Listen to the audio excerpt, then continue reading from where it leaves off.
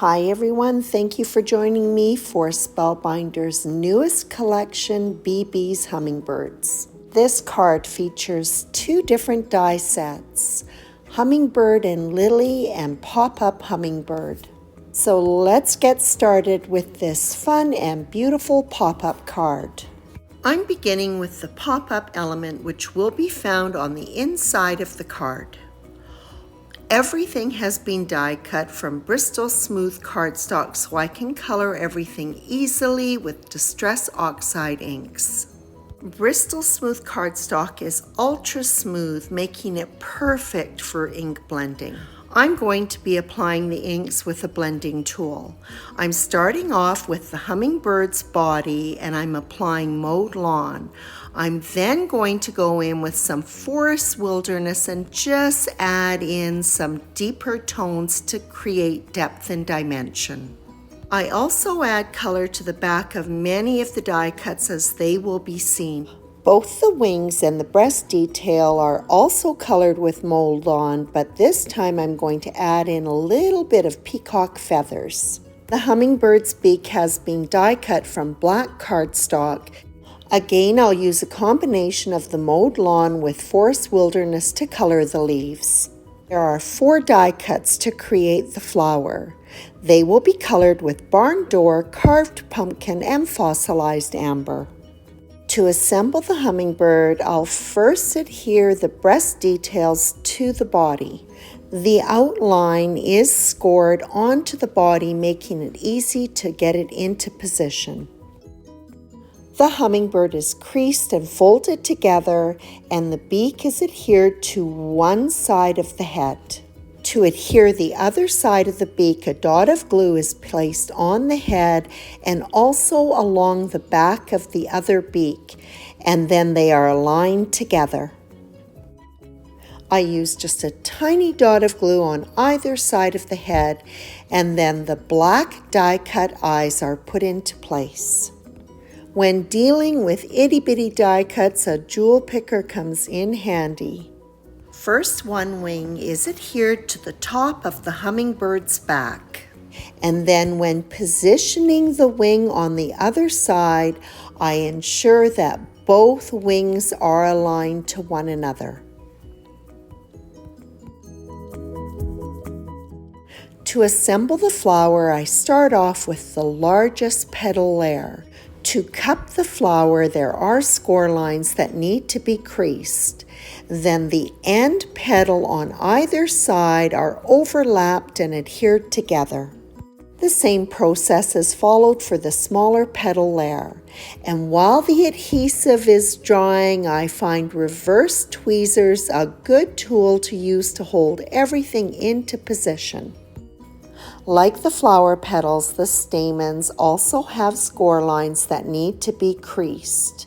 There is a tab on one end which will be adhered to the other side. To assemble the flower, the 2 petal layers and the stamens are creased in half so that the tabs will be in the center on each side.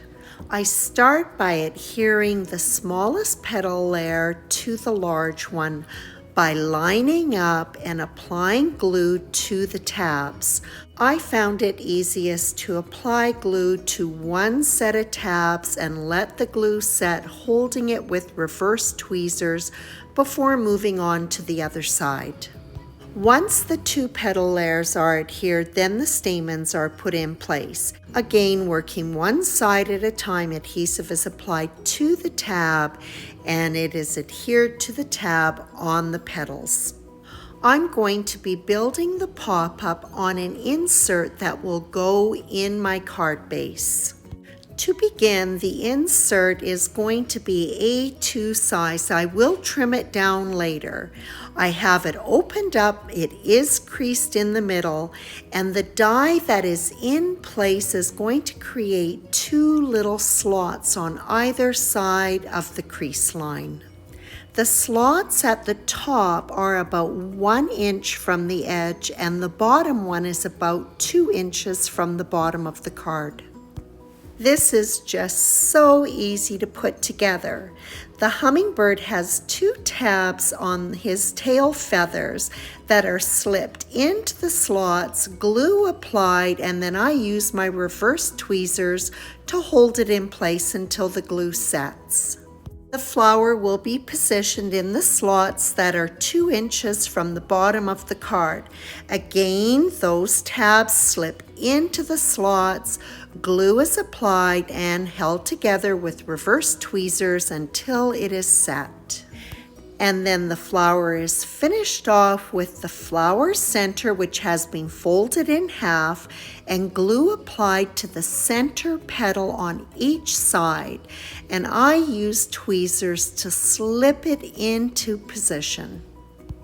The leaves were adhered to the underside of the flower petals, and then I ended up adding in a couple of flower sprays directly on the insert. The insert is going to be adhered to a black side folding card base that is A2 sized. I want a border around the insert, so I'm going to trim it down. I trim it equally on the top and the bottom so that the panel measures 5 inches. To keep the border even around the entire insert, the side will be trimmed down to 4 inches. When the panel is opened up, it is 8 inches. And the two are adhered together. It is important that the crease of the insert is butted right in tight against the crease of the card base. To make sure that the border is going to be even on both the top and the bottom of the card, I've only applied the liquid adhesive to 1/2 of the card to give me a little bit of wiggle room. Now the liquid adhesive can be applied to the other side of the card, and then the card base is simply folded down on top of it. And I did pop this under a little bit of weight for a few minutes just until the adhesive was dry. The card front will be out of the same dark gray cardstock that was used in the insert, and I've embossed it with a gorgeous embossing folder called Hydrangea Blooms. Front of the card will be decorated with the hummingbird and lily die set. Everything has been die cut from Bristol Smooth cardstock again, and I continue using the same colors of Distress Oxide inks on these images that were used on the ones on the inside of the card. Not only does applying the ink with a blender tool make for some very quick coloring, it also provides some nice color variation for a more natural look. And the flower is easily put together by slipping the smallest petal section in a slot that is on the larger one, and then finishing it off with the stamens. This die set also comes with a stem of flower buds, leaves, and also the stem to adhere the lily to. The hummingbird has been colored similarly to the one on the inside of the card. To assemble the hummingbird, I start off with the little breast detail. There are score lines, so it's easy to get it into position. Next, the beak is adhered and also the white band, which includes the eye detail. Wings for this hummingbird are layered, and once I've put this one together, then I'm going to adhere it to the back of the hummingbird. Next, the tail feathers are adhered. The second wing can be adhered to the top of the hummingbird. This set also comes with a little dragonfly and butterfly, which I have die cut from colored cardstock, and I'm just going to go in with a Sharpie marker and color the body black. The cloud profile die has been used to cut 2 pieces of vellum paper. The die is long enough that I'm able to get 2 different profiles for each section of clouds. The layer with the deeper base is wrapped around the embossed panel and adhered to the back of it. The second layer is positioned. Again, it is creased on both sides and adhered to the back of the panel.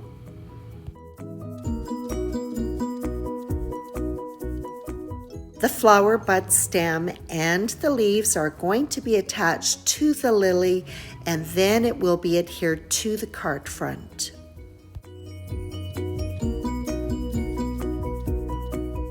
The lily is adhered over the clouds with liquid adhesive. Foam sticker dimensionals are going to be used to adhere the hummingbird. After the card front has been adhered to the card base, a hot foil sentiment from Birthday Unboxing Glimmer is popped up on dimensionals and placed over the stem of the lily. Like the butterfly, the wings of the dragonfly are bent upwards and it is adhered to the card just by the body. The sentiment for the inside of the card is also from Birthday Unboxing Glimmer. Like the main sentiment, it has also been foiled with Aura Hot Foil on black cardstock. That completes this sweet pop-up card featuring products from Spellbinder's Bibi's Hummingbirds. The destination for this card is already planned, and I can't wait to give it to this special person. I hope you enjoyed watching this card come together as much as I enjoyed making it. Hummingbird and Lily and Pop-Up Hummingbird are gorgeous products. Thank you so much for joining me, and as always, I appreciate your visit.